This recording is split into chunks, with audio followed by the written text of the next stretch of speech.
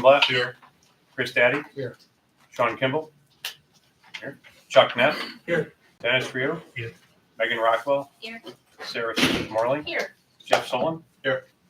And Vin Massiano. Here. And Jeff Tanaka. Here. Okay, you have mine, your pledge of allegiance. I pledge allegiance to the flag of the United States of America and to the republic for which it stands, one nation, under God, indivisible, with liberty and justice for all. The next item is public comments and correspondence. I'll start, Sarah, you have anything for us? Well, we received 2 comments on our Facebook page. And let's see, so from Josh Singer, it says, thank you, Richard. Thank you and the entire building committee. Your dedication and hard work to make sure these 2 enormous projects are done right is appreciated by all of us. And from Jim Jinks, thank you, Rich, and all building committee members. Big job ahead, and it's good to know we're in capable hands. Nice. And then I also received an email from putting my email on the Facebook page from Trisha Godfrey, who shared that both our children went through the Cheshire Public Schools, graduating in 06 and 13. My career has involved early care and education, preschool, special education, and family services. I have 2 suggestions. Put as much storage space as is possible in the buildings. It is a critical element, but most classrooms lack appropriate storage. I've been in brand new schools, and it is shocking to see how little attention is given to such a significant need. And then the next is ask teachers and staff at all grade levels for recommendations regarding needs within school buildings. Ask as many as possible, not just those who may be going to a particular school. I've seen odd things in school buildings because it was requested by a couple of staff, but was not something everyone would find helpful. And she appreciates reaching out to the general public for suggestions or comments. And I think once we have architects on board, we'll start doing all those Exactly. Yeah, it sounded a lot like what we heard from our architect presentation. And we haven't formalized all that yet, but I know Jeff and I have talked a little bit about, getting together staff advisory groups and some things like that. So I think once the architects come in, we'll definitely be following up. Any public comments? Anything from the public? Nothing. I'll stay mute until Tuesday. Right. Chairman's report, I have nothing special to report today. We've got plenty on the agenda without my pontificating. Approval of minutes, February 23rd. Do I have a motion? Sure. Okay, sure. All right, Dennis has made a motion to approve the minutes. Second. All right. I have a few changes. Okay. Go ahead, if you have I didn't changes. have any changes. Oh, all right. I have some changes.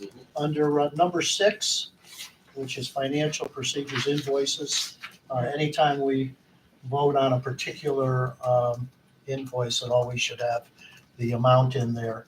So under the first item, there were 2 invoices presented. That one should read that the amount was $2,019 and 94 cents, 2019.94. And then the second invoice, the amount was $230.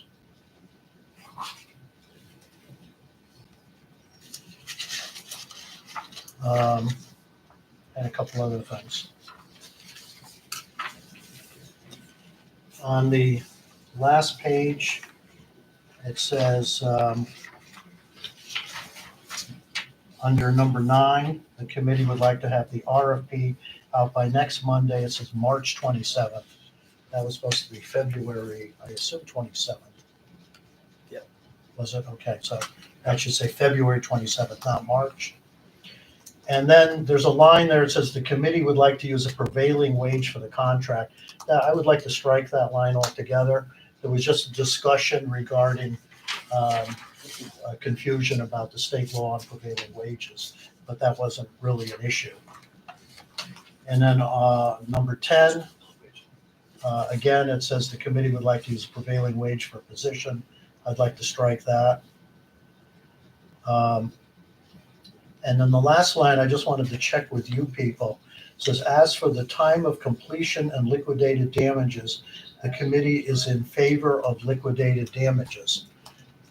I thought it was the opposite.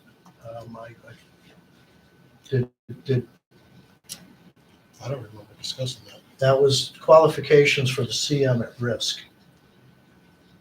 If we don't remember discussing, maybe we should drop the line altogether. We did discuss it when we ran through the qualifications, but we said it was just qualifications at that point. We can clarify stuff in the RFP. All right, so would we be in favor of just cutting out that line altogether? Yeah. Okay. And with those changes, I'm fine. Just a few. Make a motion to approve the notes as edited, or minutes as edited. Yeah, we have to make a motion to approve as amended. Well, since you made the original, okay. All right, so Chuck It's just trying to. Chuck made a motion to amend it. Well, technically, you made a motion, you making a motion to amend. And then we have to have a second motion to amend. Second. Right? All those in favor? And now back to the basic motion to approve. All those in favor? All right. Very good. Minutes of February 28th. I sent that to you on a link. Yep. And that was the first executive session. Move to approve. Move to approve. Do we have a second? Second. Second? Did you get the second? Yep. Okay, any discussion? All those in favor? Right. Opposed? Okay. Minutes of March 1st. And this one had some very specific language in it after we came out of executive session. Do we have a motion to approve? Move to approve. Dennis, second, Sarah? Yep, a second. Any discussion? All those in favor? Opposed? Okay. All right, approval of site visit minutes. If you'd like, we can do these all as a batch and just say, we have all of these here. If there's any issues regarding anything that's in there, we can bring it up as an amendment. So, yes, Chris? I'll wait for the amendment period. Okay, well, do we have a motion to approve all of the site visit minutes as presented? Yes. Dennis, second? I'll second. Jeff? All right, discussion. I attended the February 25th visits, but I Yep. did not see my name. Your name is not on the 25th? If it is, I'm really bad at reading, which could be the case. Did I miss it? I got No. a second guessing. You're not there. Okay, So if you could add my name so to we'd that. add your name onto the meeting of the 25th. I can vouch for that because he drove. Well, we have all kinds of pictures and everything else, so. All right, so, motion to approve the amendment. Meg, second, right? Yep. And all those in favor of the amendment? Opposed? And now all those in favor of the minutes of March 15th, 22nd, 23rd, 24th, and 25th as amended. February. February, I'm sorry. There we go. A lot of All the- minutes. All those in favor? Aye. Opposed? Okay, very good. Financial procedures invoices, we have none this time around.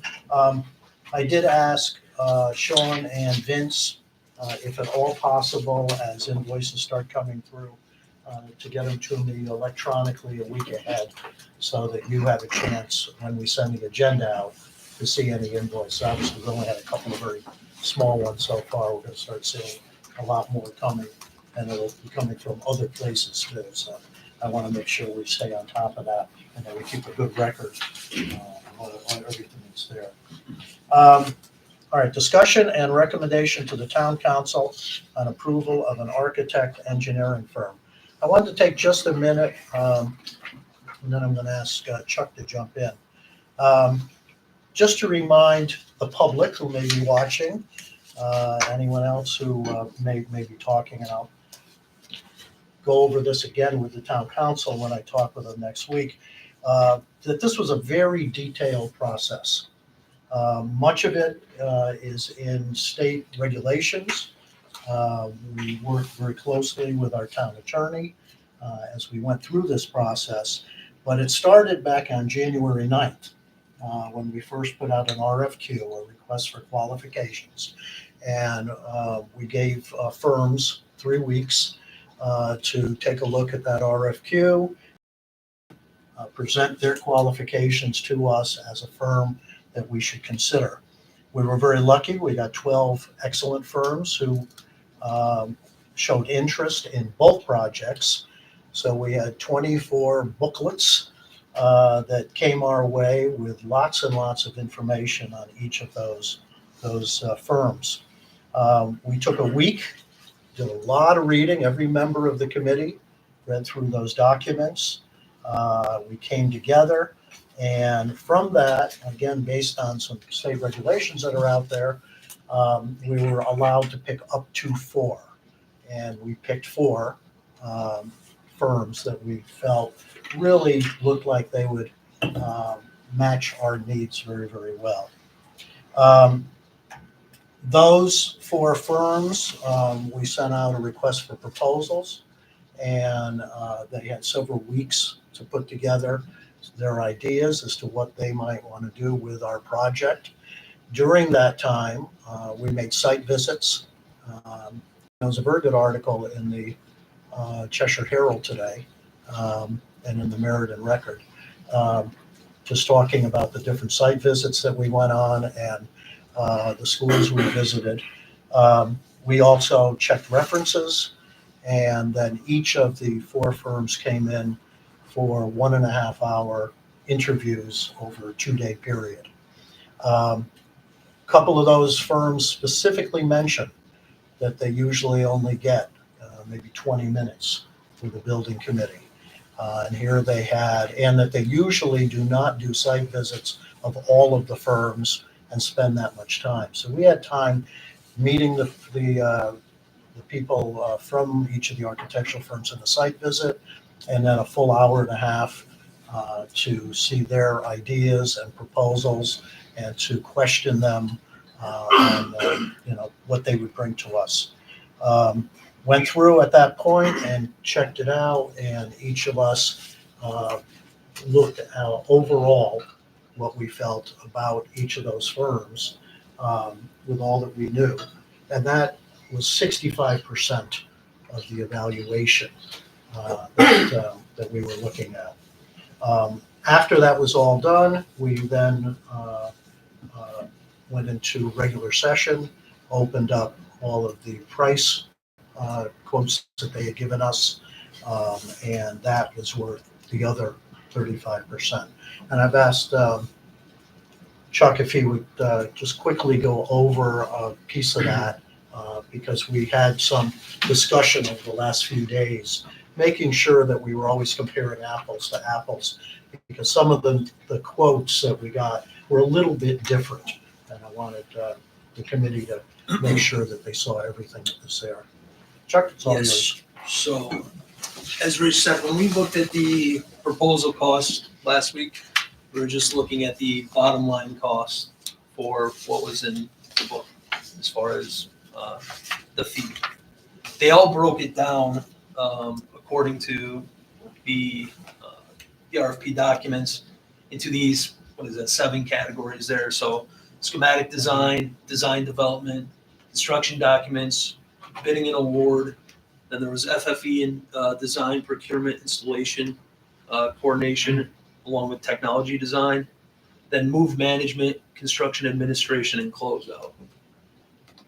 So in some of the bottom line that we had read, it was, they had instead included a moving allowance, so it did not include this figure here. So for this top line, for example, the 56,100 was not included in the bottom line that we looked at last week. So we had to go back and add that in to get the total fee, so everybody is apples to apples. Is that why the numbers are different? Correct, yeah, so if you look at the actual document, and like the second page, for this top line, it said we made an allowance for 56,100, but on the actual fee proposal that we, looked at initially, it said C allowances, so we had to add that back in. There's also, some had a separate line item for this FFE design, procurement, installation, coordination, technology design. One of them had specifically noted that they included that into their design fee already, so they didn't break it out as a separate line item. So what I did is I just gone back through and made sure we had everything from everybody so that the bottom line for everybody is the same. So the numbers that you see may be slightly different for two of them, but it's because of the line items that they had in there. So at the end of the day, it does not change much in terms of proposed costs, as you can see. The way the weighting works, again, is we take the lowest cost, and that receives the full complement of points that was available. So the lowest proposed cost gets 35 points, because that was the maximum for that fee. And then everything is compared to how far of a variance they are from it, so you lose points accordingly. Chuck, did that account for anything that they excluded? Or were the exclusions all apples to apples as well? The exclusions were all what we had expected in there. So it was all, like traffic study, I believe, was a separate. The drilling for geothermal, I think, was a separate for everybody. So everything was the same as far as what they excluded. So we had to do that for both Norton and the North End Elementary School. So again, weights were based on both of them. And then you had to do it again for the combined, because they all had given the same price for a combined, and they had taken off a little bit for the moving fees when they combined them. So same process we went through as far as, awarding value scores for both. At the end of the day, it doesn't change what the best value total scores were that we looked at last week. There's still a similar variance of about 5 between first and second place there, if you look at all three of them. So, yeah, and that's the somebody. Any So- questions? What number are we approving? So we are approving the bottom line cost for each. So, correct me if I'm wrong here, but according to state statute, we had to still look at the individual proposal fees instead of the combined. We're just awarding them as a combined. Yeah, So- you have the option of awarding separate or combined. Yes, so the fee for, let's say, Tecton in this case, for the Norton Elementary is $3,710,831. Yeah, but weren't we getting discounts on all of them? Yes, so if we look at the combined here, how would we go about doing that, Jeff? Is that actually a good question? Well, they gave you, We're going by the bottom line dollar figure that they gave us. right, they gave you a bid form that had what their number would be Right. if combined. And we'll know that So those are there's, the numbers we're using. yeah, they had some of that was off and, So it's on a separate Separate page. category. So the numbers that you have, that you sent me in the other emails. those should be correct. Yeah, So- so what Rich is so- saying is this was the total that they had given for if we did both schools, but Yeah. they broke it down again off of that. Right, so that was if, what would be the proof. if this committee chooses to give both projects to one company, and that company is the one that we've said was our number one company, then the dollar figure would be $3,545,089 for Norton, and $4,109,640 for the new North. What you can see is a discount, like what it's showing up there. Right. Which is about, I don't have the exact amount, but it was over 200,000 less than what they had bid for the two schools separately. So they reduced their amount by a couple And hundred those thousand. are the numbers with both combined, taking all the allowances into account. Correct, yes, that's what. So this those table is numbers over don't here. match this because that has an No, I get that. allowance figure. Yep. put back in just for our purposes so that we could make sure we were comparing apples to apples. It looks like the end results with the ranking didn't change, right? Yeah, as I said, it didn't really change because it was such a marginal difference. It really was only missing the move management fee on the one, which is, it was 56,000 of a $4 million price tag, so.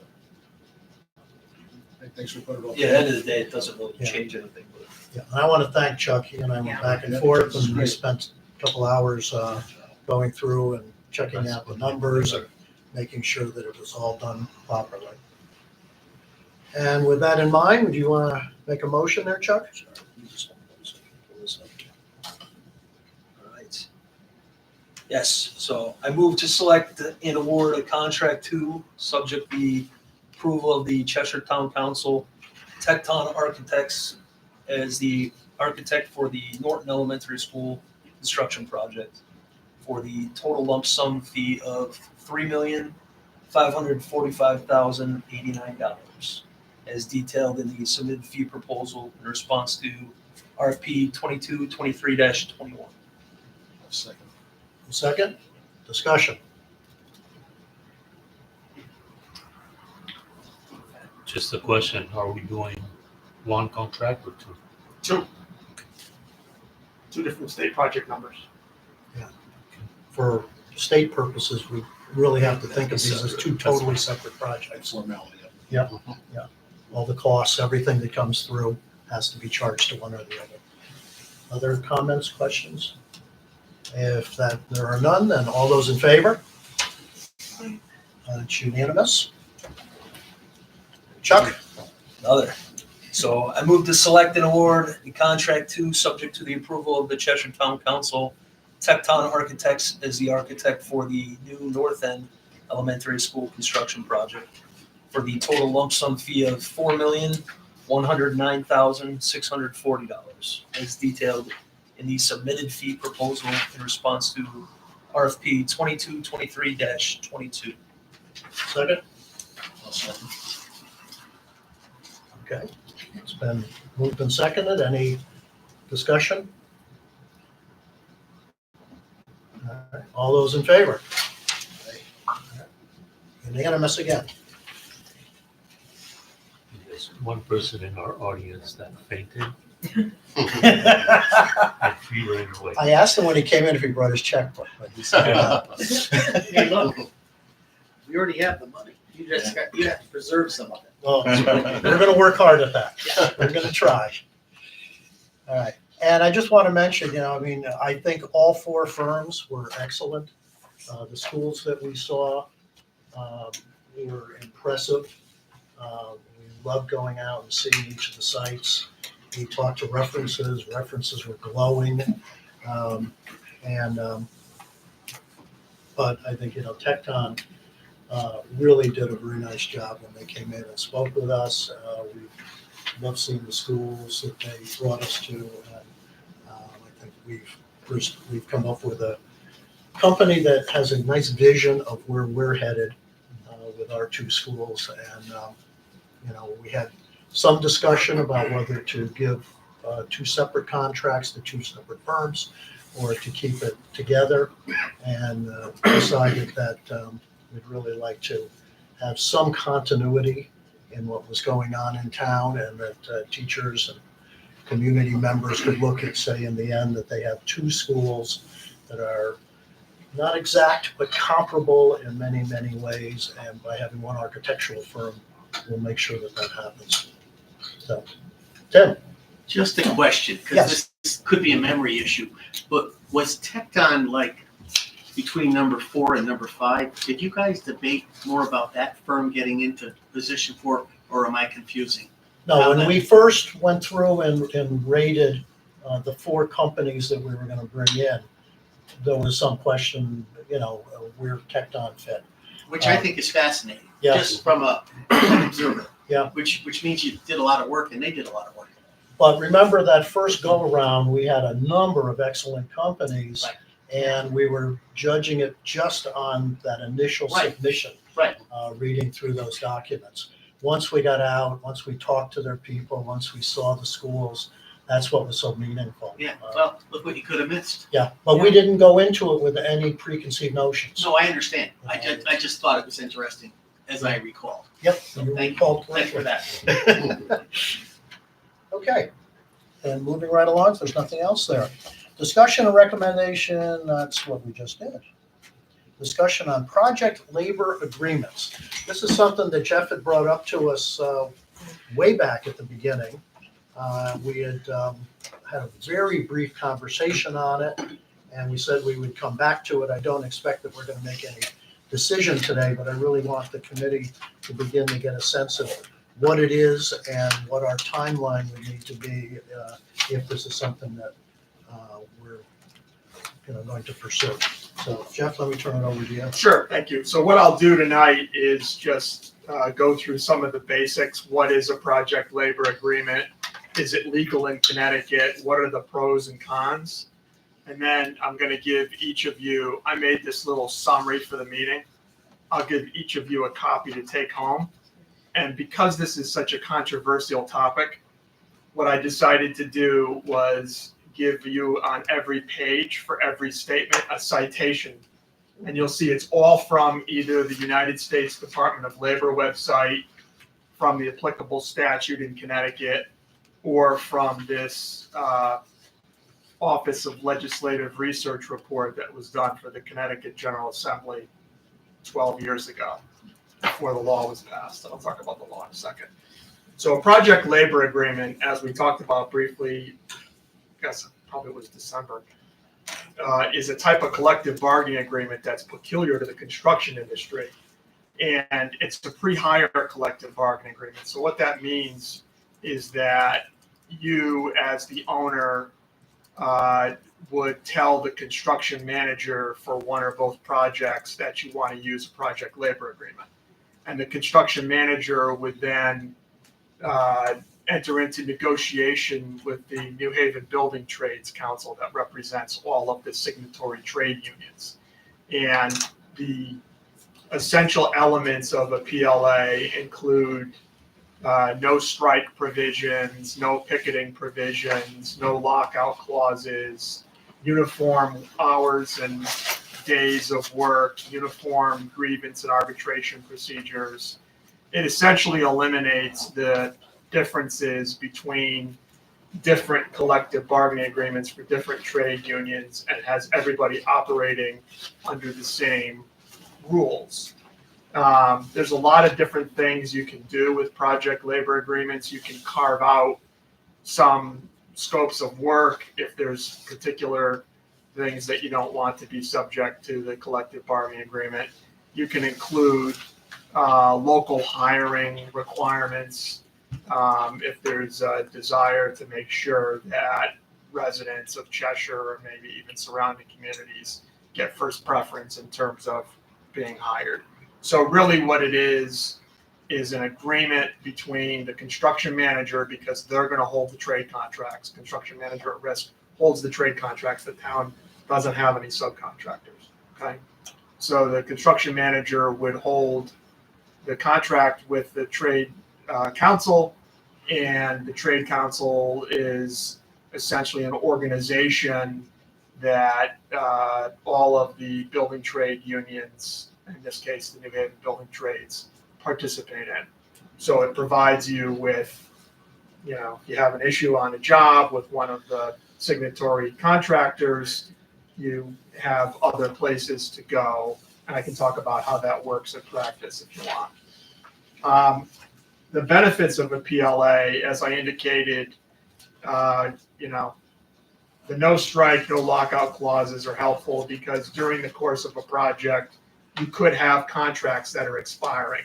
Most collective bargaining agreements in Connecticut are 3 years in duration for building trades.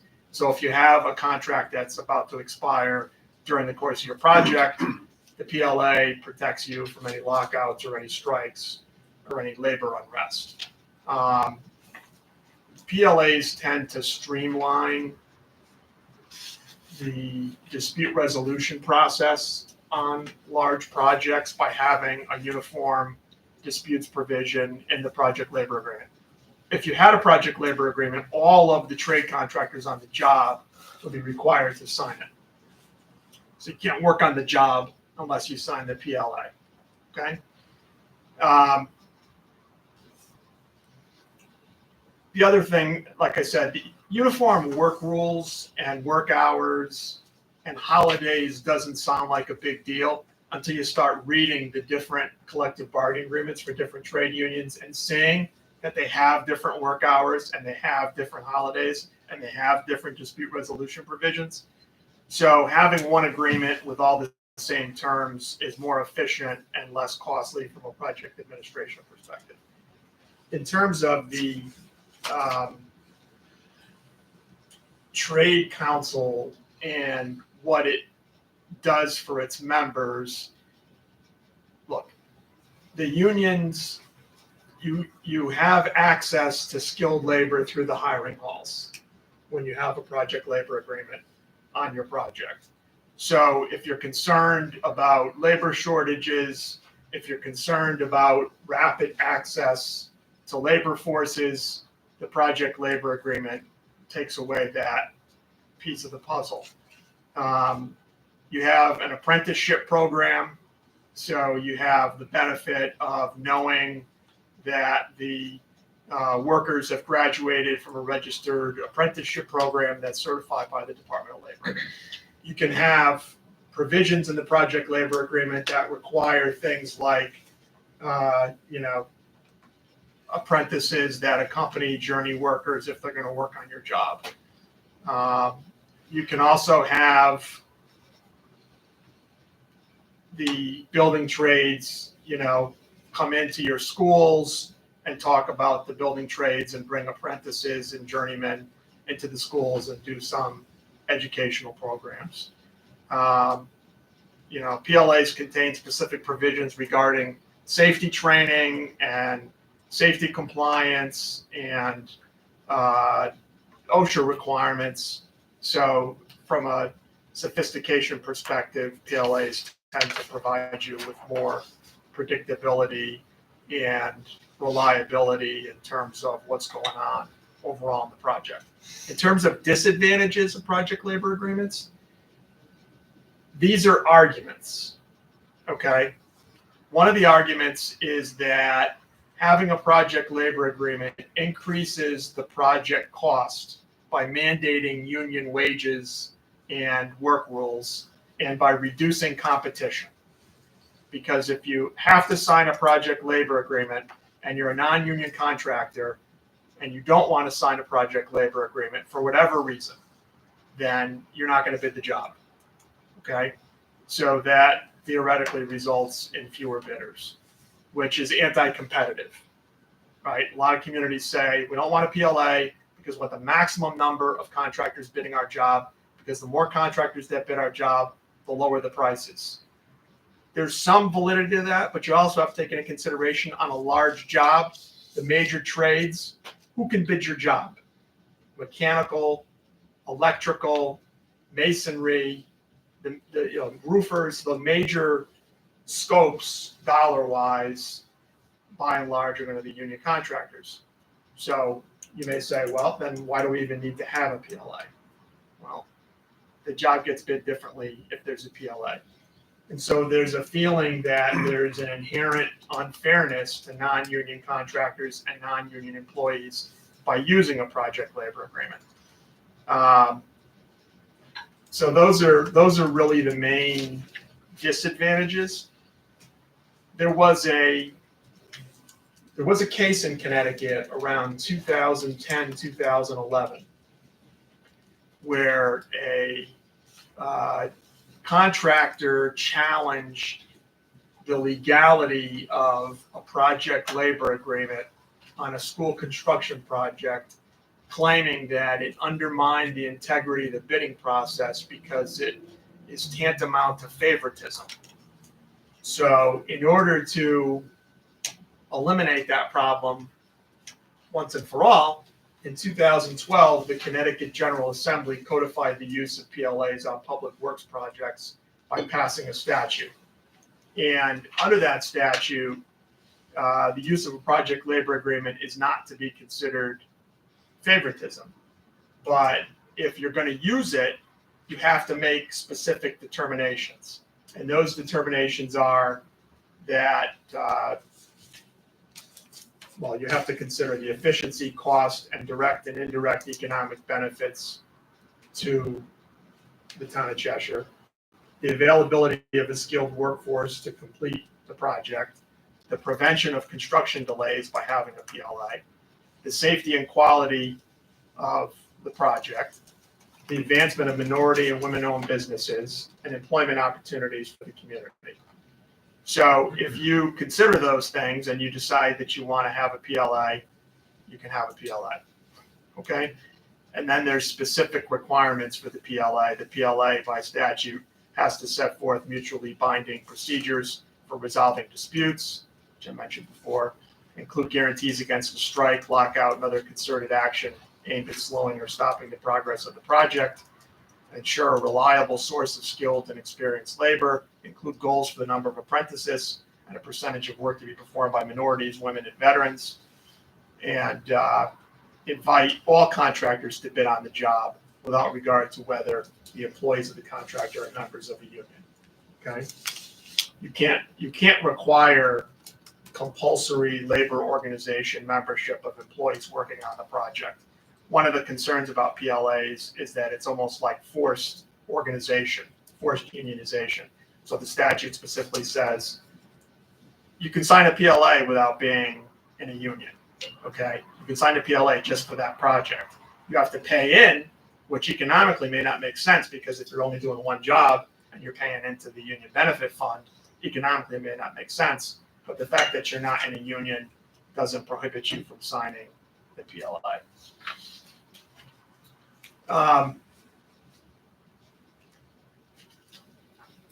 So why are, this part is from my brain. I have to put this out there because I deal with this issue so much, okay? And I have such a hard time not expressing my opinion about it, which if you want to know what it is, I'll tell you, okay? But why are PLAs so controversial, right? I've been doing this for going on 33 years. I've done very successful jobs with PLAs. I've done very successful jobs without PLAs. So why are PLAs so controversial? The first reason is that some states, about half the states, actually prohibit PLAs, okay? So Connecticut's not one of them. In fact, PLAs have been required by Connecticut on a variety of jobs. The State Pier Project in New London, the Gold Star Bridge. They're mandated on certain sustainable energy projects like wind projects. That zero net energy legislation that people were emailing around a couple weeks ago would mandate PLAs. On the federal level, President Biden signed an executive order last year requiring PLAs on federally funded jobs over $35 million. Okay? The Associated Builders and Contractors is a very large, very active, very well-funded organization that represents non-union contractors and works hard to oppose the use of PLAs. The majority of construction workers are not in unions. So they claim 87% of the construction workers. And they use reports from organizations like the Beacon Hill Institute and the Yankee Institute to advocate against PLAs in an effort to ensure that local contractors, regardless of union affiliation, have an opportunity to work out all projects. Then, on the other side of the aisle, you have the building trades, whose members are in unions and pay fees so that they can advocate for getting more work for union contractors. So they, of course, work hard to support PLAs, and they use their resources and lobbying efforts to advocate in favor of PLAs. And they believe that by doing so, they ensure that projects have access to adequate numbers of skilled workers and are not interrupted or impacted by labor conflicts. If you want to, you can certainly have both groups come in and make a presentation to you. You should not have them here at the same time or even pass each other in the hall. I've never done that. They will come in and they will tell you an extreme. You will hear that if you have a PLA, your job will be 30% over budget. None of the things that building trades are telling you are true. If you bring the building trades in, they will tell you that without a PLA, your building may be built with Legos and it may blow over in a windstorm because you won't have quality and you'll have delays and you'll have change orders and you'll have, like I said, okay, I've done about 75 schools. Probably 30 of them, 25 of them have PLAs, the rest don't. The projects that have had problems, it's not because they didn't have a PLA or it's not because they had a PLA. The problems go beyond that. I can tell you from a budgeting standpoint, well, look no further than North Haven, okay? North Haven built a high school that opened in 2005. When we went to referendum in 2002, there was no mention of a PLA, okay? We don't even have the building committee yet. The budget was based on the cost estimates. That project came in almost $2 million under budget and on time with a PLA, okay? When we had significant issues, they were involving the varsity baseball field. Left field of the varsity baseball field did not drain. There were a lot of theories about why it didn't drain. Ultimately, we found out the reason it didn't drain was because the site contractor put 2.5 feet of fill on top of the existing parking lot instead of removing the parking lot like the specs required. We didn't want to spend money to correct that problem. The building trade stepped up through the operating engineers apprenticeship program, and they did it all for free. Okay? That project, like I said, had a PLA. The budget was made years before the PLA was discussed, came in significantly under budget and on time. North Haven Middle School, on time, under budget, just barely, because we found out that we had money to do 2 turf fields. So we added 2 turf fields to the job.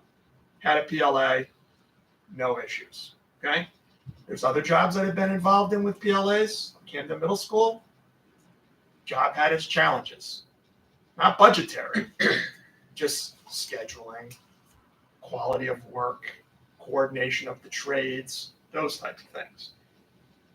There's lots of projects. So you might say, oh, so North Haven uses a PLA on every job. No, because in between the high school and the middle school, we did 4 firehouses and a police station, no PLA on any of them. Because my advice to the town at the time was, these are small projects, small scopes. The police station was like $12 million. The 4 firehouses in the aggregate were about $11 million. We didn't need access to large numbers of workers. Small scopes, short duration, no issue. I didn't feel it was necessary to go down that road. So we didn't. And those projects had their own challenges. They all finished under budget and pretty close to on time. The PD, we had a little steel issue, but, and I could sit here and I could go through project after project and say, yes, this was a good project, or no, this wasn't a good project. But I can't sit here and tell you that I've experienced any of the things that either side complains about. I just don't. You know, there's plenty of outstanding non-union contractors. And I'd love for them, I'd love to have 10 to 12 bidders for every trade contract. But you're not gonna. I mean, especially when you look at the size of some of the packages. What do you think the mechanical package is going to be? $9 million, $8 million? You know, so there's a limited number of contractors that could bond and bid on a job that size. So, you know, my suggestion is that I'll give you what I talked to you about tonight, and I'll also give you the OLR memo, which was written before the law was passed, but it doesn't change anything, okay? And then my suggestion is when you interview CMs, ask them what they think. Ask them what they think, because I suspect, and I don't even know who the short list is going to be, because we don't even have the statements of qualifications yet. Yeah. But I suspect that the firms that you will shortlist will all have significant school construction experience, and that they will have constructed projects with and without PLAs. and you can hear from them. So that way you know, hey, these are the folks that are gonna actually swing the hammer and build this thing. What do they think? And don't listen to the lawyer. The only thing you should listen to me about is if you bring the ABC and the building trades people in, don't bring them the same night. And what I tell people, they're nice folks, but building committees look at me. We had this happen one time in Trump. This was Trumbull High School, 2007. Okay, building trades come in. Building committee votes 11-0 to have a PLA. ABC folks come in. Building committee then votes 11-0 to not have a PLA. And the job did not go well. No PLA, but it wasn't because there wasn't a PLA. Okay, it was a renovation as new of a 330,000 square foot fully occupied building. Okay, and we have all kind. If you drive by Trumbull High School ever, look on the roof. It looks like you're looking on the roof of a hospital. Okay, it's so ugly up there because there was, no place to put anything, so. So Jeff, from your experience, you'd say about a quarter to a third of the school projects in the state use a PLA? It may be a little bit more than that now. I definitely think it's less than 50%. It tends to be the larger projects. And you have to remember that your projects, they're elementary schools, so they're not going to be as big as a high school or an intermediate school, but they're big for elementary school budget-wise. They're big dollars.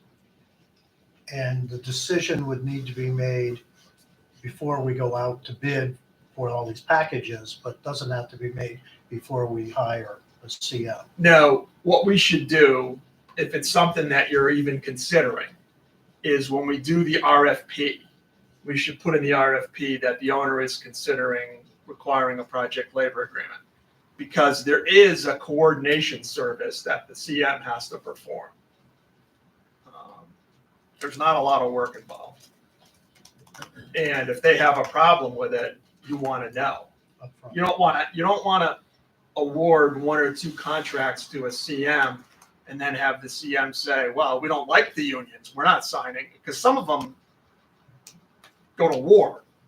If you have a large non-union shop, they're not going to sign a PLA.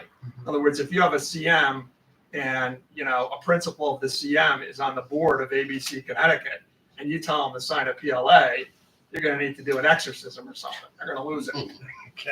Okay. So that's why I said, talk about it early to be transparent. Yeah. That's all. So you don't have to say in the RFP one way or the other what you're doing, but if you're considering it, you just need to, flag that for them so they understand that's a possibility. That RFP, I think, is a couple of weeks from now. So Yeah. we'll have to keep that in mind. What do architectural firms think of PLA or not? They don't care. They don't care because Doesn't most of them impact have them. preferred people to do. Doesn't impact them at all. Does it impact the owner's rep at all or no? The only way it impacts the owner's rep is if you were to say to the owner's rep, we want you to keep an eye on, let's say we put Cheshire resident requirement, right? We want you to track that. I mean, the thing about the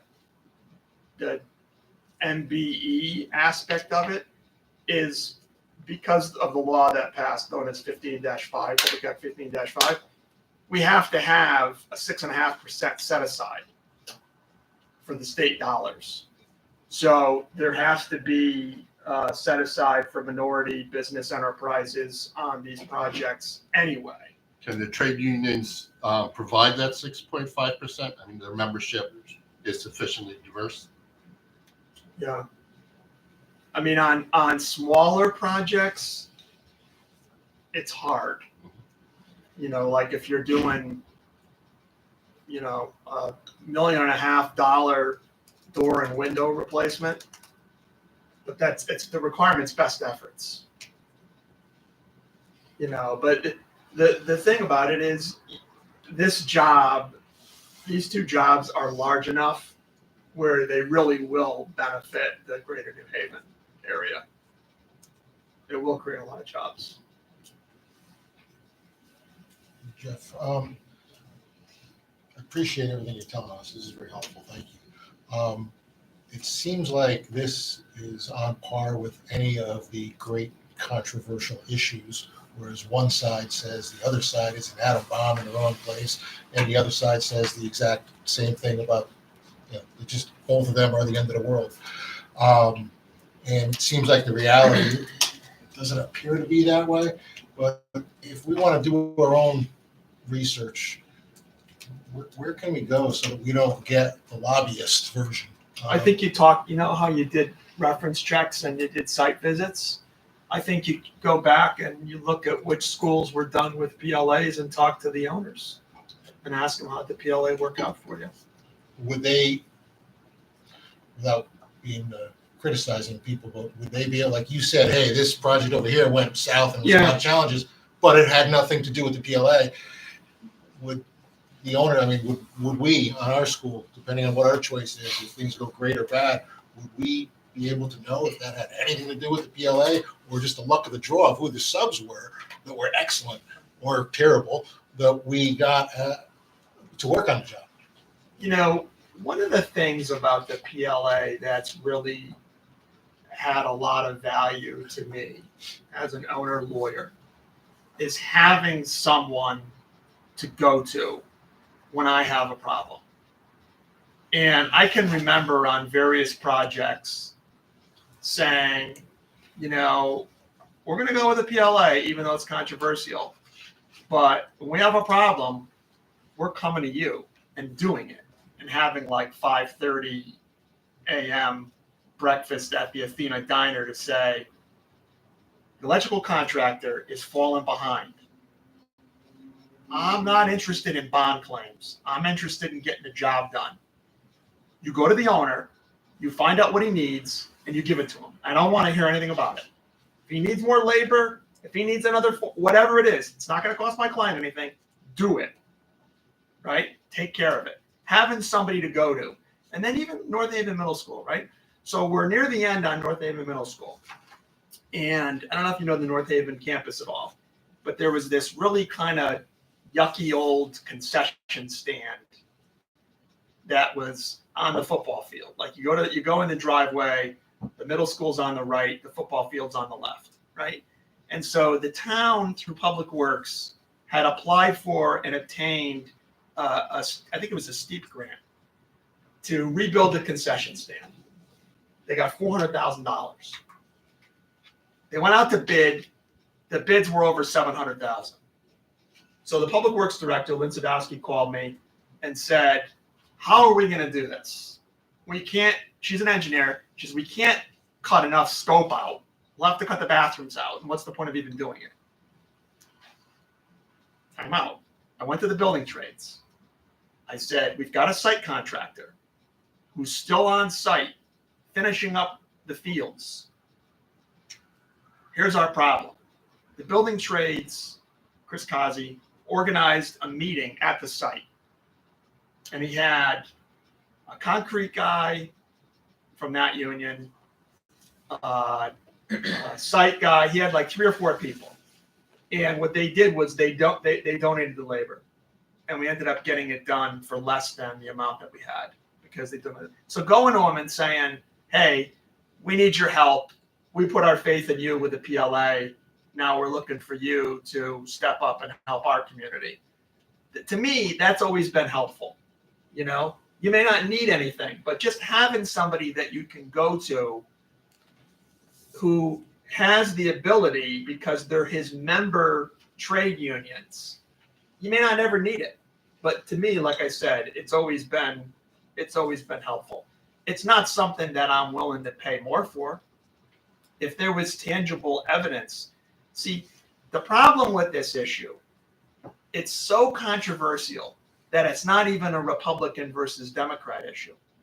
We've had Republican presidents mandate PLAs, Democratic presidents rescind it. Now we have a Democratic president who's signed an executive order requiring PLAs on all federally funded jobs over $35 million. And the same thing at the state level. You know, when John Rowland was governor, there were a lot of PLAs used. Dan Malloy, Ned Lamont used PLAs a lot. Jody Rowe, not so much. So you can't even say, oh, this is it's not.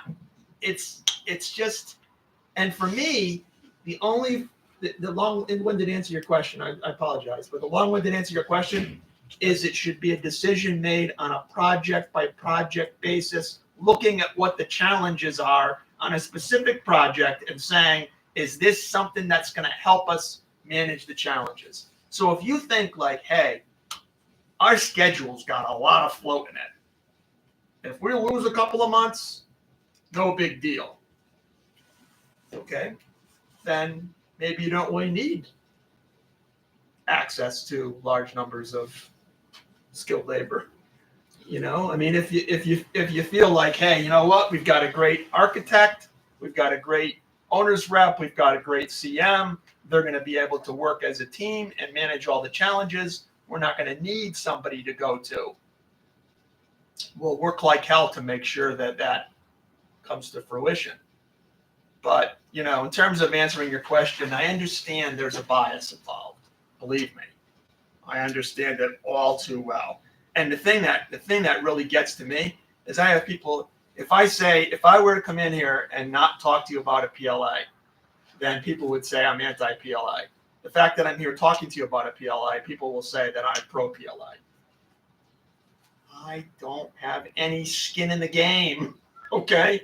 I want my client to get the best product for the least amount of money. That's what I want. So let me ask you something else to follow up on something you said about if we do bring him in here to talk, bring him in here on different days. Yeah. We have two distinct projects. They're a few miles apart, but I would imagine that this vote is going to be we're going to have to vote twice on whether we do that. Would you envision conflict if, hypothetically, if one went with and one went without? Or should we both make sure that vote is the same for both? So there wouldn't be conflict. They'd be happy. They'd both be happy they each got one. They're far enough away. But when we had meetings and stuff, and You'll never see them again. Other than bringing them in for a presentation, they'll leave you alone. They don't loiter. But they're, look, I don't mean, I'm not trying to be disparaging or disrespectful. They're very, very passionate about their positions, but in my view, they overdo it. They're really, really, really.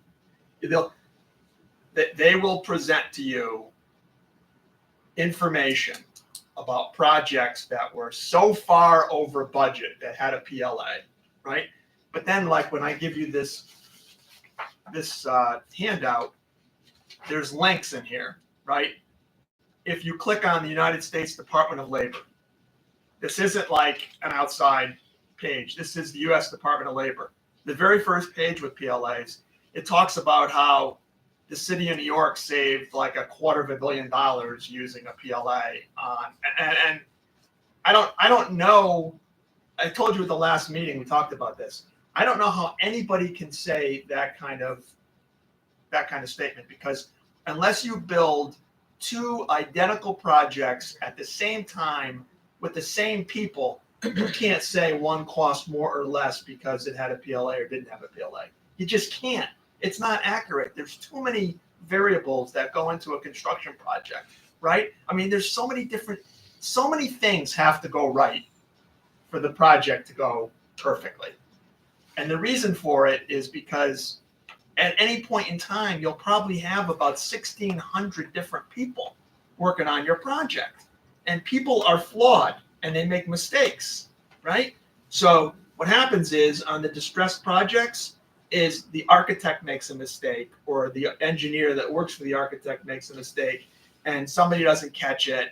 And then you get a project that's built defective, or they catch it and it becomes a change order and it screws up the sequence of construction, or a subcontractor is having financial problems and they're robbing Peter to pay Paul and they stop staffing you. I mean, there's so many different things that happen.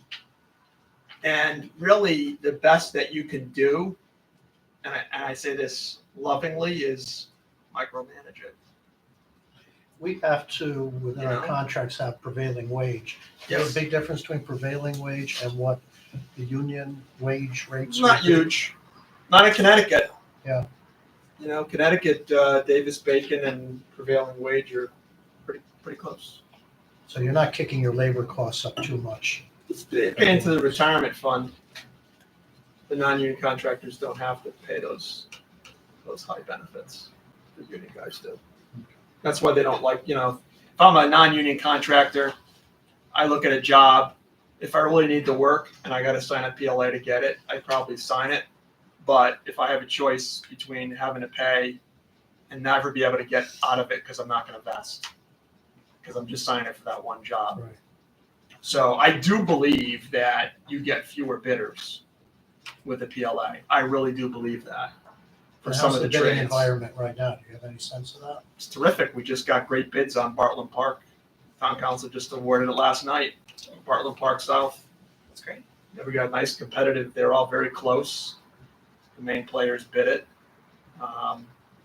You know, on the school front, you know, we're starting to see, this won't affect you because you're going to be in design for a while, but we're starting to see some relief on the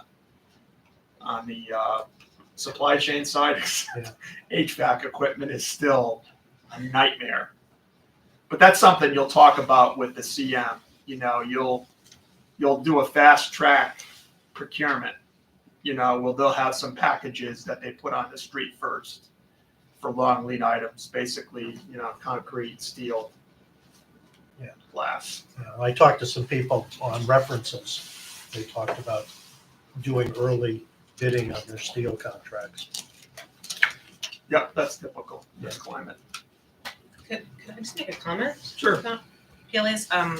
Two of the biggest things that I'm concerned about when we go into the construction phase is the availability of workforce, skilled workers to work on it. Because I know at least in the smaller sense, it has been increasingly difficult to find people with availability, skilled workers who are providing quality work. The other issue that I think is going to be a really big thing is streamlining as much as possible. And something that really appeals to me about the PLA is that there is one set of rules to engage with all the contractors. And then, you know, finally, and this is more of a personal decision, I am very pro-union, so full disclosure, but something that I think is really wonderful about the trade unions is the apprenticeship program, is the training. And since we're building educational buildings, it would be really nice to carry that care to education and supporting the next generation of people through how we formalize these agreements. Jeff, does either way, Carrie, give us more or less legal leverage if there is a problem? Not legal, practical. Because if you have a PLA, you have the president of the New Haven Building Trades in his office in Hampton, right off the highway. Oh yeah, it's right there. Can show up and make a lot of noise. I don't have an opinion one way or the other at this point, but I've done some projects in the past. Everyone always had some labor issue. The school that I built, Long Meadow School, ended up opening it just a couple of weeks late, but it was supposed to have gotten done like 2 months before that. But it was because we had a real shortage of masons and the electricians ran behind. And we were just pounding, saying we need more masons. We couldn't get enough in there to get those Well, walls schools up are and like done. 70% block and brick, so Right. bricklayers and laborers you need about 70 of them probably at the peak. We had them working weekends. We were going down there with bagels and giving them out on Saturday morning, just anything to keep the masons working. Well, you'll have an owner's rep. Does he So- offer bagels? So you can ask the owner's rep. I mean, all four of these firms do jobs with PLAs and without PLAs. You can ask them for their opinions too. If I hear you right, it sounds like either way we go, if we get good contractors, we should be in good shape. If. He'll let you know in Listen. 3 years from now. That's what I'm saying. Being, God bless you. It doesn't sound like the PLA is was the determining factor in judging a project a failure or a success in the examples you cited. So We will be okay no matter what. that's- It's just a question of whether we'll get there easily or whether we'll get there kicking and screaming, but we will be okay. God bless you. Bless you. I appreciate the preemptive blessing, but Well, if you do sneeze later, I'm not saying, Thank it, you've already Yeah. gotten one.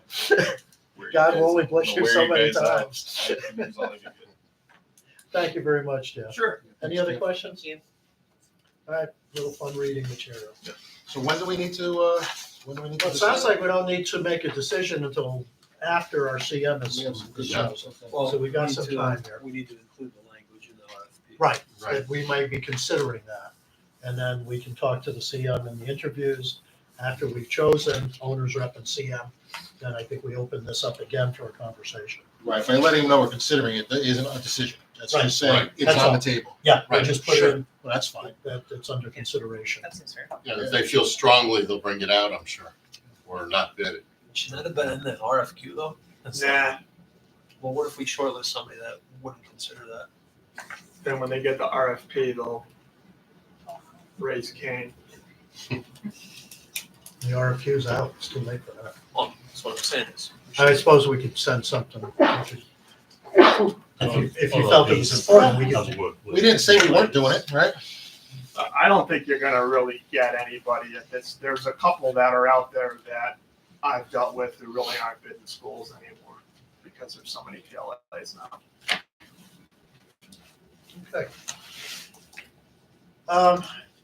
We've talked off and on about the ed specs, and particularly as we got out into the schools, the architects had read the ed specs pretty carefully. And it was interesting as we went through and they were comparing, this classroom is X square footage, your ed specs call for X square footage. But we haven't really sat down and gone through the ed specs.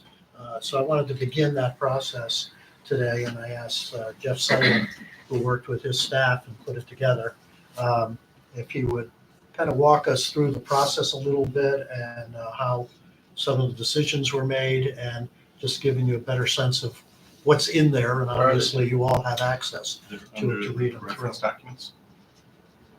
And then, if you just select Castricano North End. Yeah, there was a link to on the agenda. That's kind of. Yeah, it's in email. naming, buildings. It'll just be the preview of this. That's fine, or you can open it and just black. Anything's a possibility, Chris. So, thanks, Rich. For each project, we worked with our firm, Colliers at the time, to walk through what are the educational needs with each building. We had to start with our enrollment and looking at how many rooms will we need, and we took a very close look at the buildings that already exist in the Cheshire Public School System for some scale. We had a template that we had to follow to issue to the state OSCGR. And so we walked through that process. Might be better off maybe just going with the preview. So, like we said, walking through the document, it first references the number of staff that were consulted in this process, which is extensive to say the least. Rich, in his role on the modernization committee, led groups to interview staff from around the district. Core beliefs is kind of boilerplate stuff from the school system vision. The project rationale talks about really what we're trying to solve by the construction of these new schools. Some of the things that you see here, we're really addressing deficits that exist in some of our existing buildings. So the project is to be able to complete this um, this new building to accommodate our educational needs and our enrollment needs. So if you continue to scroll down, Chuck, at the brief overview at the top, you can see the square footage. This was all kind of calculated, again, with the support of Colliers. When we reviewed the enrollment study that was done by SLAM, we have an 8-year enrollment projection. That's required that you have that enrollment projection. Now that enrollment projection is, from, I want to say, March 2022. So it's a year old now. We've already had some conversations about potentially updating that. Some areas were a little bit ahead of projection. Some areas were a little behind projection. We're going to, as a school system and probably a committee here, want to have a new enrollment projection done around 2025 for redistricting. That's the advice we've been given. But we can, based on SLAM's work, design for 790 kids. That's the peak enrollment over the 8 years, which also includes 105 preschool students. And that's all the state will allow, right? You have to go Correct. 8 years. And so there are calculators that the state uses to fulfill reimbursement on the number of students that you have projected for the building, and then how that translates to square footage.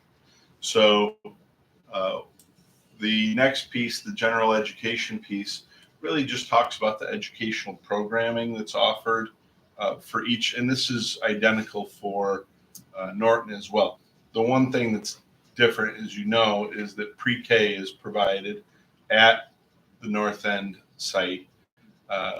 We have 2 what's called Smart Start pre-K programs, and we also have some integrated pre-K programs for special ed students and typical peers is part of our special ed offerings that we must provide. In addition to that, we are one of the few districts in Connecticut, not the only district in Connecticut, that facilitates our own Birth to 3 program. We provide intensive home services, and that's all paid for basically through the state. We hire the people, we provide services in the home, we bill the state through Medicaid and Medicare and Medicaid, I guess, and get reimbursed for those services. The overhead that we need in the school for that is very limited. It's basically an office space. So that was included in our programming, again, but that's only for the North End site. So this overview talks about those different programs that we offer at the North End site. Again, special considerations for the preschool classroom. That is part of our programming and is reimbursable. So that, as you can imagine, there are slightly larger rooms, I guess, larger rooms with bathroom access and additional space for not just a teacher like you might have in 4th grade where you'd have a singular teacher and maybe a paraeducator. We have always another paraeducator in Smart Start, if not more, depending on the special education needs of kids in the integrated program. We'd have more support. And then in kindergarten, we have a paraeducator in each classroom as well. And then we talk about the various specialized programming. So a media center, where we have to elaborate on technology. It's pretty straightforward, basically, in terms of what a classroom design would look like for technology, having access to things like this screen on the wall, for example.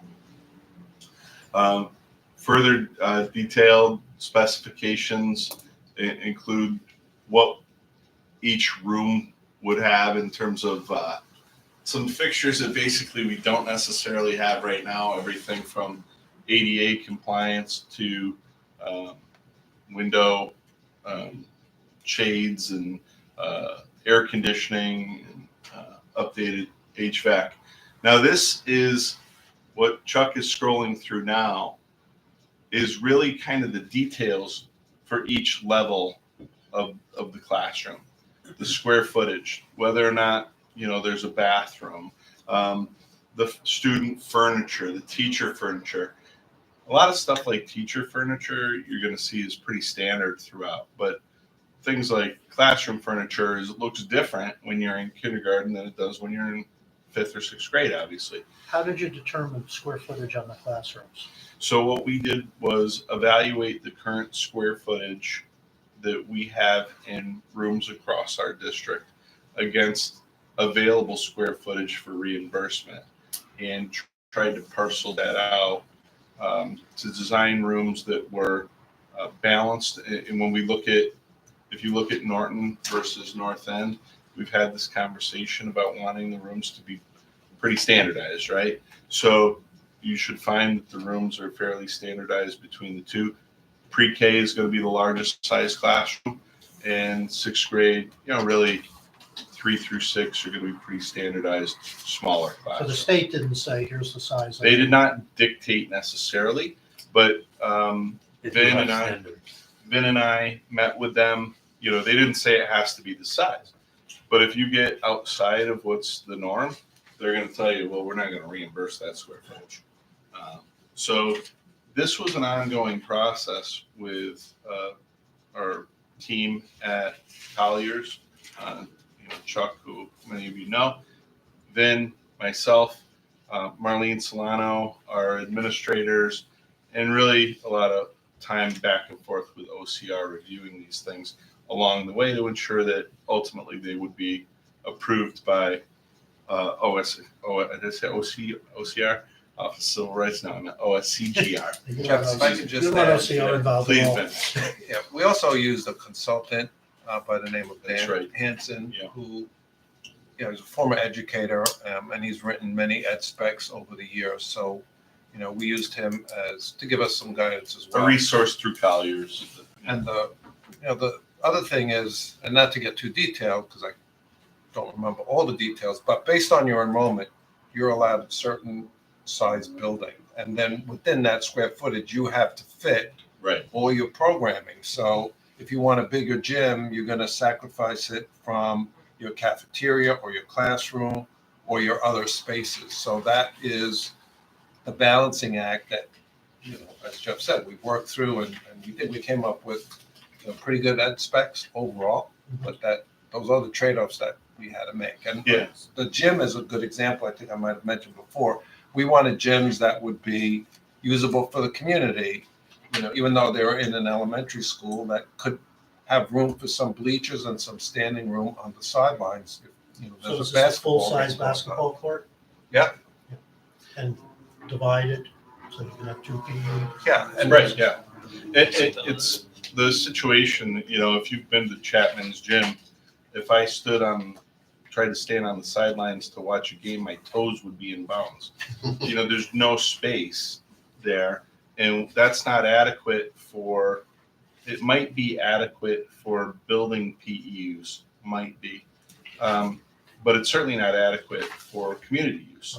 And we were sensitive to that, particularly knowing that there's a lot of demand, particularly knowing that our elementary enrollment is at a period where it's increasing, and it's reasonable to think that we'll have more students involved in recreational activities and have that demand still. So when we design spaces, maybe that means that this space is a little bit larger, but you don't have as much square footage in a counseling office or something. Just don't cut out storage. Right, yeah, and so That's what it's- happens. You cut out and all the stores. And Dennis, I mean, I know you're, tongue in cheek, but there are a lot of competing interests, right? Everybody wants a really big room, and everybody wants, bathrooms on every corner, and everybody wants all these different things.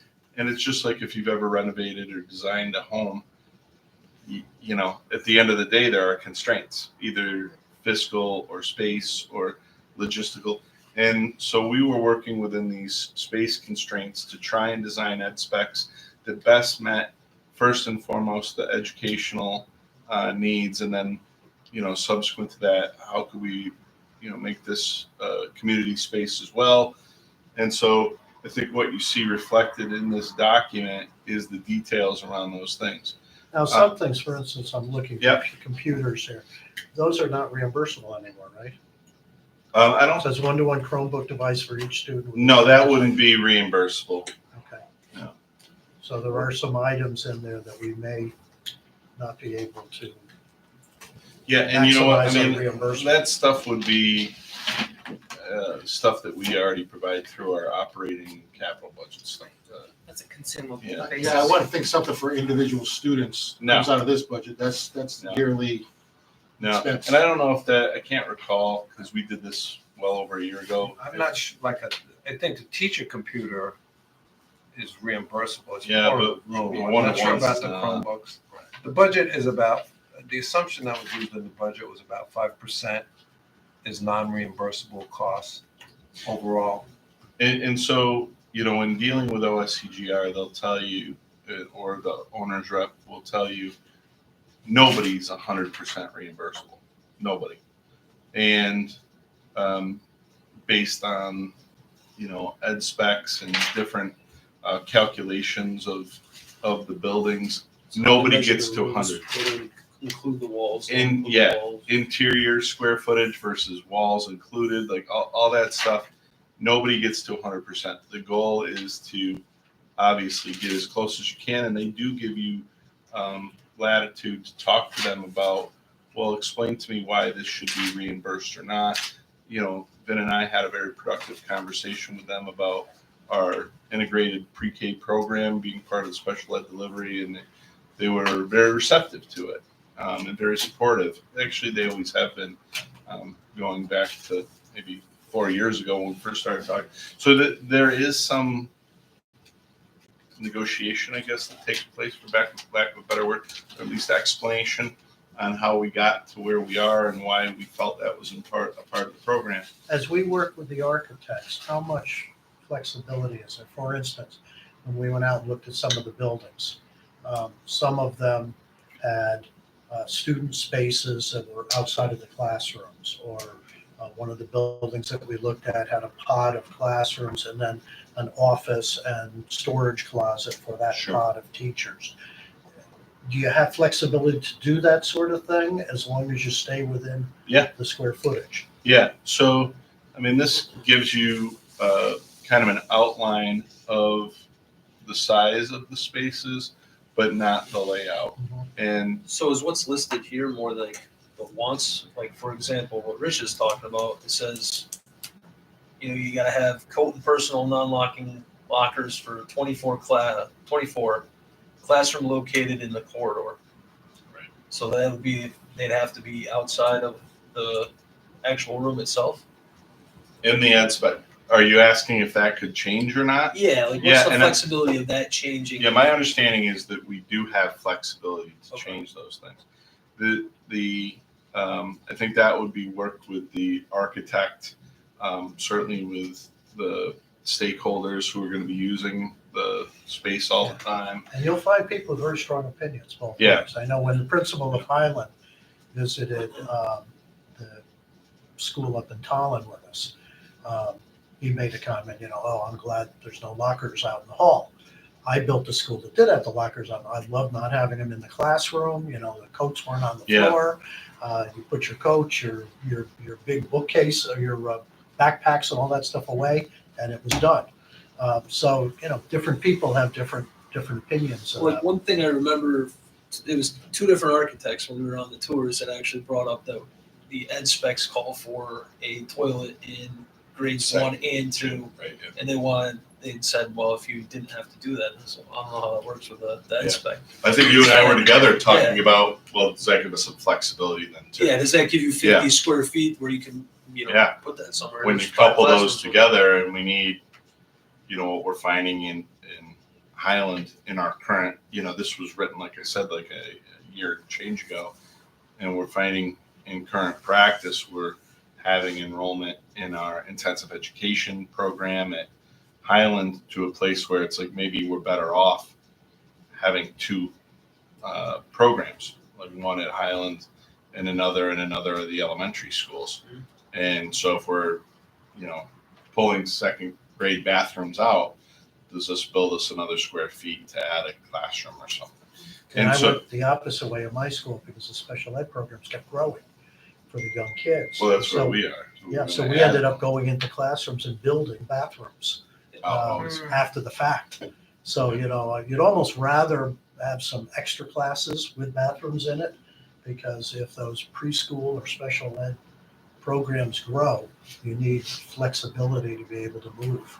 One of the things I liked about the Brookfield School is when they were taking us through the areas, they said, this is like the third grade area, but then it comes around the corner. So you've got flex space. So if 1 year you've got one more classroom, you've got a room that you can put there because that's what happens. You don't want someone off in another floor, another, whatever.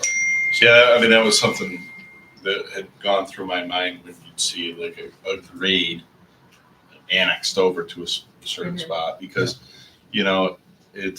it's not uniform. And Tim's probably heard me say this 100 times with our budget process. If 30 students left Highland School, I can't cut one teacher unless they all leave from 5th grade. Like, it doesn't work that way though, right? Or when we add 30 students, they don't all come into 5th grade, and so it's, you'll see classes that are 60 kids different in terms of the number of kids in that grade level. And so this year I need an extra section in 4th grade. Next year I'll need one less, and it's the just, you design have of to the have that building sort can of accommodate flexibility. that. And it's difficult for the teachers. I don't know all the teachers here in Cheshire, but I know, increasingly teachers work together as teams. Oh, yeah.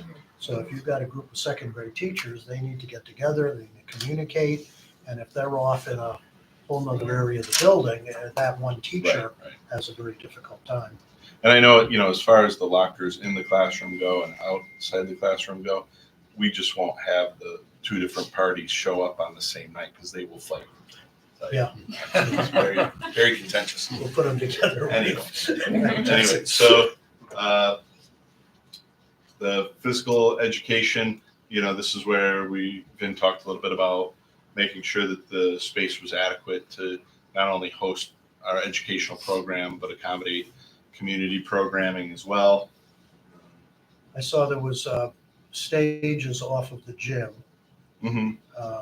Was there discussion about whether it should be off the gym, off the calf, in between? We saw that in the. I think that's couple going of to be places. something subject to architectural design, and we have these discussions.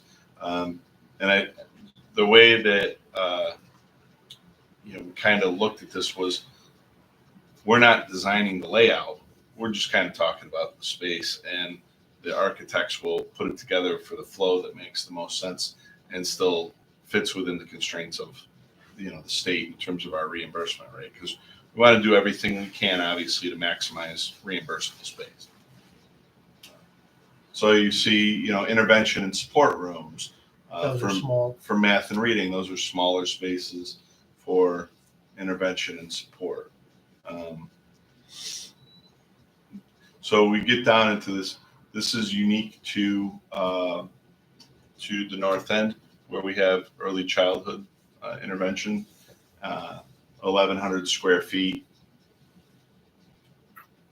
That's a big room. Well, there's the birth. And then there's the birth to 3. Oh, okay.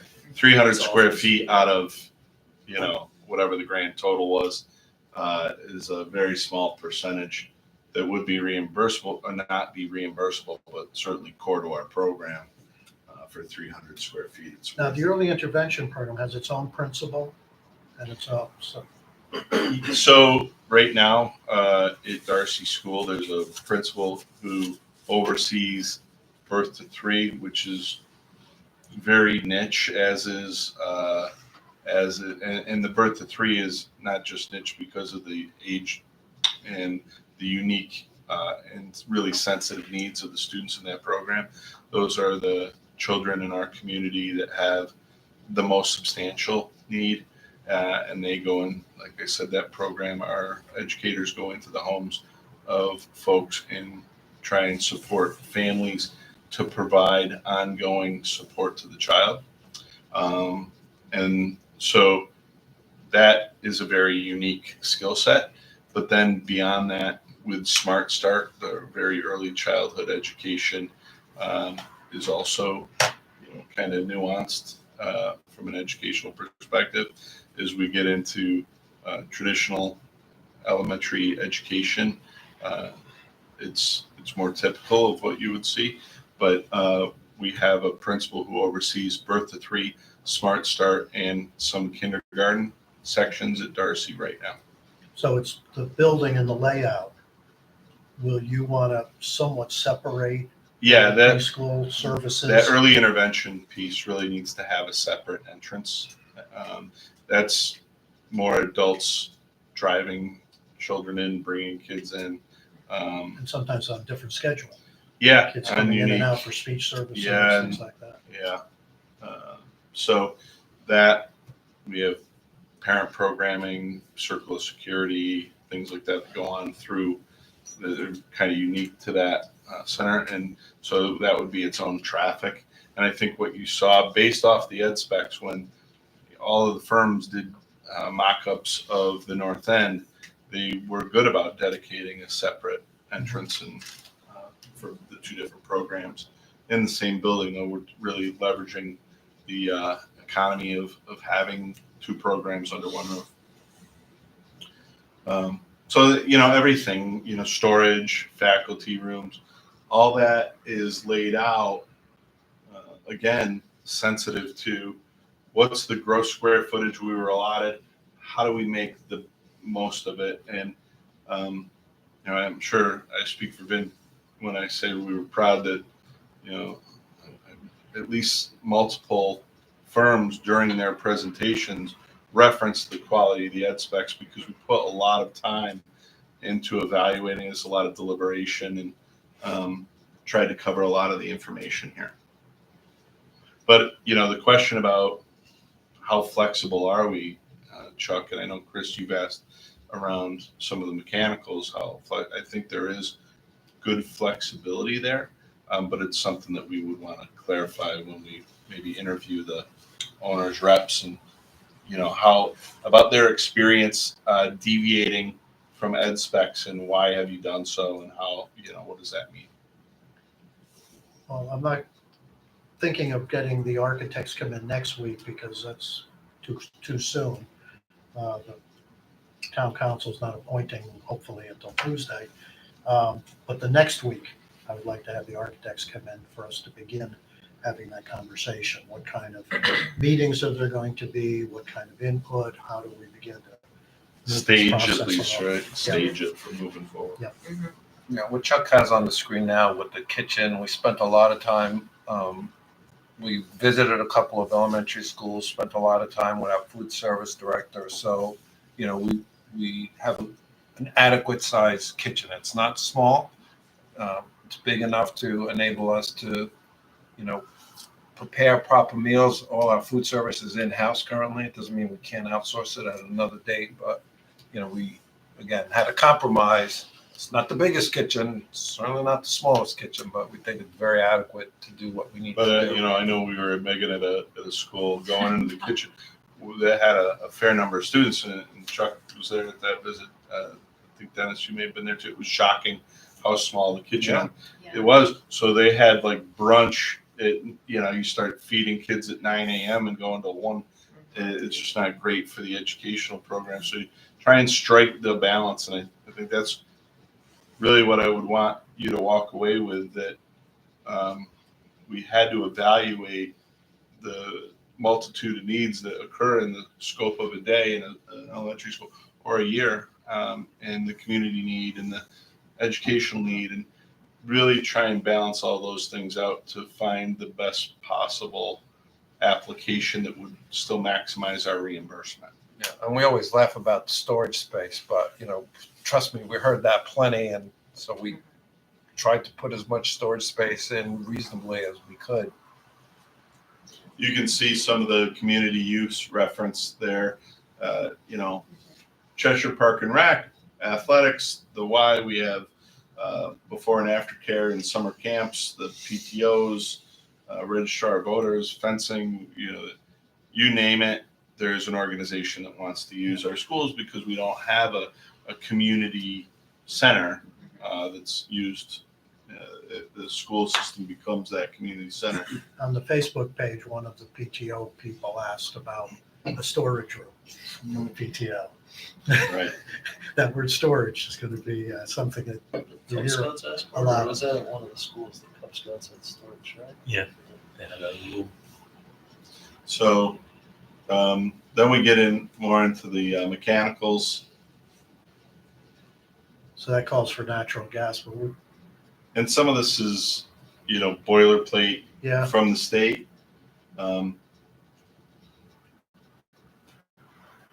so there's a lot that we're going to need to go through yet.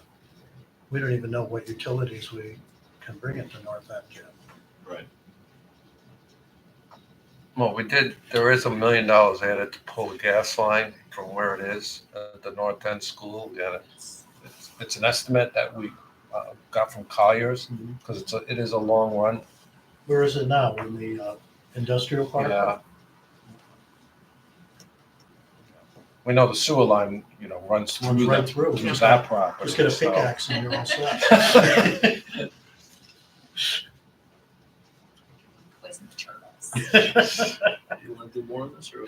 No, turtles. You know, again, it just goes into the details of each area. Drop off, pick up. Yeah. And you know, our architects, all four of them, when they came in presentations, did a nice job of talking about how you're going to try to separate out from the parent cars, from the buses, the dismissal procedures, all that sort of thing, which, Yeah. you know, I think becomes this essential is- in this is the day-to-day chunk operation. of this piece.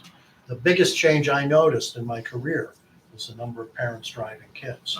Used to be that just about everyone came in on a bus. And then even though we were in an area where nobody was a walker, we probably had a third of our kids every day were being driven in or picked up. Yeah. So, And when our schools were built, you know, most in the 50s, I mean, people had one car. You know, now nobody's it's not unusual to have 2, 3 cars if you have, you know, young Built driver by in the Norton house. School at 3 o'clock and Yeah. the cars are out into the road and blocking the whole It's road. cuckoo crazy. They weren't built for Make sure that. I leave at a certain time in the morning so that I Yeah. don't go. Yeah. Nobody in town has never had a moment where they're like, you know, you get out, you remember that, oh, it's high school dismissal. Yeah. It's this, myself included. I'll be in a meeting at the high school. Okay, I'm going to leave now. No, you're not. Stay here for 30 minutes. But anyway, You missed it by 4 minutes. exactly. It's like, But anyway, at the back end of each of the ed specs is this kind of nice summary table that indicates, kind of gives you a sense of the number of sections planned in each grade level, how many, you know, a rough sense anyway. So you have grades 3, 4, 5, 50, you figure it out. You know, it's roughly 5 per grade.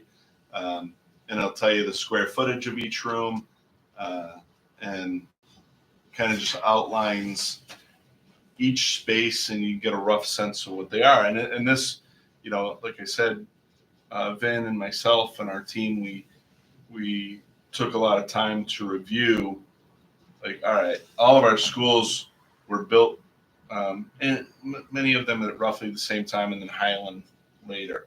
And we are very familiar with the buildings that we have now. All right, what's the size of the band room over here? Let's all right, because that's an adequate sized space. All right, well, that's all right. We know that that's X square feet. This one's, you know, Y square feet. All right, so we want to fall here. And so we looked at each of those different locations and tried to really plan it out that way. We had the tape measure out going, all right, well, yeah, this is way too small for a counseling office. We need to go this way. And so we spent a lot of time doing those things. And I think ultimately it's been beneficial. Not that this is etched in stone, but it gave us a good place to jump off. Architects talked about it Yeah. quite a bit as we walked around, and they seemed to be pretty pleased with the square footage allocations. So, I mean, this is probably our first, cursory review of this, and, when we get with the architects, owners reps, and CM, it'll sure come up again, obviously. Comments or questions, anyone? No? Okay. It's there for your fun reading when you finish some of the other fun reading. It's in reference documents, anybody wants to see. Yeah, it's just listed under each building. You have Casertano has theirs, and Norton, and that folder has theirs. Thanks for going through that, Jeff. Okay. Sure, anytime. All righty. Thank you very much. Owner's rep qualification submissions. You got your booklets today. Chuck very nicely has volunteered once again to put together an evaluation form for us. I just, That's our IT I committee. thank myself every time I ask him, and he always says yes. I don't know if you have anything for us today, or we'll. I don't. I was going to go through like what we had put out for the. Yeah, I assume we could do something to what very we did. similar to what we did last time. There might be some different headings there. So just a reminder, the process here is how many of these we want to shortlist for an RFP, right? Well, that's We it. can do up to 4, we can. The Let's- regulation is that we can do up to 4. We have 4 here, so in the end, we could choose 1, 2, 3, or all 4 to put out an RFP on and set up some interviews. But we don't have to have all 4. We may very well, after we read them, have only a couple. And obviously, we're not doing all the site visits and everything else that we did last time. So this process should be, much easier and a little bit shorter. Should never say that. Were these vetted yet? They're all qualified bidders. So, yeah, I mean, I can put together a form similar to what we did. I don't know what the timeline is, because this doesn't have the. Our timeline would be to come together next Thursday Okay. in a special meeting. I don't remember if there's anything else on the agenda. I have an agenda set up for that. That's for the 16th. No, right now, the only thing I have on that agenda of any substance is to choose the 1 to 4 firms for the RFP. So, if people would have the next week to look these over, if Chuck sends out the evaluation form, we would want to do it more like the RFP that we did recently with people, have an evaluation form that they can look at themselves, work on, will come together next Thursday, and then you would finalize your form. I don't want to put it together and then make adjustments and things. It seems almost, because we only have 4, that we can qualify, or we can request for a proposal up to 4. Like, the same process doesn't seem valid, so we're not trying to narrow down a list of 12. Yeah, this isn't going to be nearly as difficult. I think the So only, it's really, you can almost do like a rank on there, and you can see how many, if you have somebody that's like not in favor of everybody yeah, I collectively. think that's sort of where you're then going we to can end kinda- up. Is there I think you anyone, could just do a rank Yeah. for getting that for the selection process. how does that sound to people? That sounds Yeah. appropriate. I think come in saying, Yeah. yeah. That's what I'm thinking. It's not So you like may going come in overboard. and say, these 3 look really good, this one I wasn't so crazy about, and then we come together and we talk about it next time. Then we could just select how many of the 4 to send the RFP to, and then we can put a more formal evaluation of Right, for the RFP. RFP, we'll have to, we'll bring them in for an evaluation, or for an interview, and do a more formal evaluation process there. And I assume we follow that same process where they give us a quote, we open that up, it's the same thing. Every vendor you hire is gonna be the Same same for that process. same thing. Say that.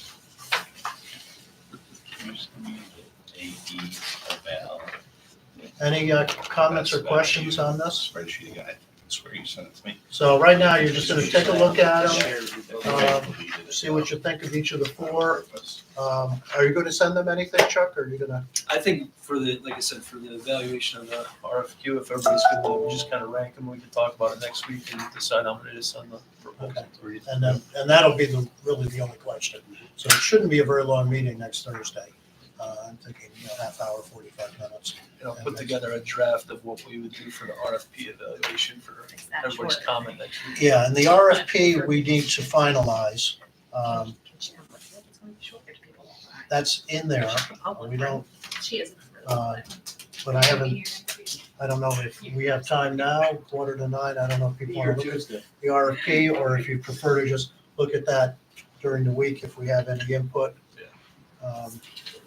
Yeah. But it's much more effective, I think, if you get a chance to just look it over yourself than we try to. Neither Ben or I will be available next week for some board meetings, Okay, just to let you know. well, if you have input on the Yep. four companies, Absolutely. let us know. All right, so the owner's rep RFP was number 12 on our agenda, but we're going to just ask you to take a look at that. If you have any input, there is a link here on your agenda. If you have any input on that, let us know so that when we come together next week, we will choose the 1 to 4 firms and have an RFP ready to go out the next day or that next Monday. We are doing well with our schedule, and I think this part of our schedule is going to go a lot quicker than what happened with the architects.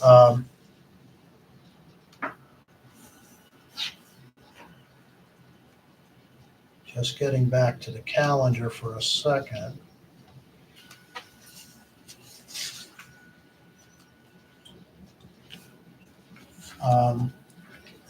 Yeah, so we had talked about the owner's rep RFP going out a week from tomorrow, the 17th. The 22nd, the CM RFQs are due, and we have a meeting on the 23rd, so we'll be doing the same thing, handing out the booklets for the CM at that point. We have the week of the 26th to go over the material from the CMs, and then a special meeting on the 30th for us to decide which CM firms we're going to bring back for an RFP. So by the end of March, we're going to be moving right along with setting up interviews, and we should have these 3 major pieces all done before the end of April. And I think we're staying right on schedule. Awesome. We're actually a little bit ahead of the schedule that had been done earlier, so but don't worry, that'll get eaten somewhere. And as I mentioned, on the 23rd, I would like to see if we can get the architects to come in to sit with us and have them share a little bit about what their schedule over the next couple of months would be, what groups they'd be meeting with, conversation about our role with them as we begin the design process. Probably gonna need a bigger boat. Yeah, I was just gonna say the same thing. Well, we're getting to the point where, Jeff and I have talked about moving over to the Board of Ed meeting room, because we're going to start, we're soon going to have multiple architects, owners reps, CMs. So I wasn't ready to move yet. I think we'll squeeze in for a couple of more meetings, but we're at some point soon, we're going to need to move. We've outgrown the room. Communication subcommittee, Sarah mentioned earlier, we have been working on Facebook. So if you have not yet, please take a few moments. And we actually have 104 followers now. Meg was our very first one. But we're up to 104, and we've had several hundred hits. So people are seeing it. I put stuff on the community forum, the education forum, asking people to, follow us. There was a nice article in the paper today. I put that on there. And the piece that Sarah mentioned earlier, we put her email. We debated a little bit about whether to create a new email or just put hers on. She finally said, no, just put mine on there. So it's right on the form. If somebody's got input or want to let us know their feelings about something, her email is there for contact. We set up the Facebook page so there's no back and forth communication. We don't want to get into having to take time to monitor comments and things like that. If they have a comment, they can send us an email. Point of order, Yes. you can't call it a subcommittee, right? Because we don't have, there's like no group that we never. We voted never on have voted a subcommittee. did I say subcommittee? Yeah, Okay. just in the minutes, Yeah. never reflect like Yeah. that. Yeah, we're like a It's on the agenda. working group. Just the two of us that talked about it. We did ask if other people wanted to join in, but we never formally created a That's why we didn't subcommittee. get one. No one else jumped at the opportunity. You're crushing it. Yeah, good job. You guys should join on. We get this awesome dashboard of what the Facebook page is There you doing. go. The evaluation, so Yeah, That's you. it. You are the evaluation subcommittee. Yeah, that's right. one man. New business, I put this on, Chris asked that we add that onto each of our agendas, just if people had something that they wanted to comment on or throw out there for future meetings or anything like that, so. New business, anyone? Okay, it will be on all of our agendas from now on. A motion to adjourn. I'll make a No motion. one? No I'll one? make a No motion one? to adjourn. Don't ask me twice, Nick. I'll second it too if you want. All right, Chris made a motion to adjourn. Do we have a second? Second. Well, right, You beat you to it. Yeah, There you it's go. my second. all those in favor? All right. All right, thank you very much once again, guys. Thank you. Great job. Thank you. Thank